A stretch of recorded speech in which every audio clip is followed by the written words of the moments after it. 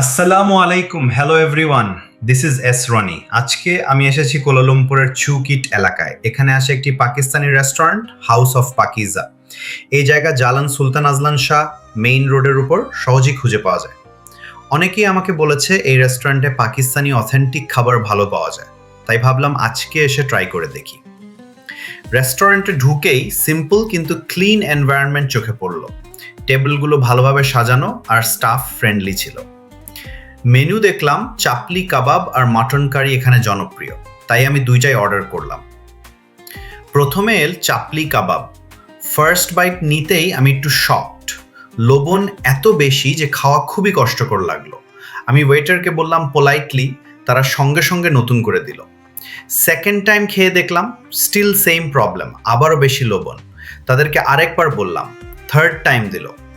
Third plate খেয়েও বুঝলাম আজকে চাপলি কাবাব একদম ভালো না। আমার সাথে থাকা ফ্রেন্ড আগেও এখানে খেয়েছে, ও বলল আগের বার অনেক ভালো ছিল, কিন্তু আজকে একদম নয়। আজকের জন্য আমার চাপলি কাবাব রেটিং 2 আউট অফ 10। এবার বলি মাটন কারিয়ার কথা। এটা ছিল দারুণ।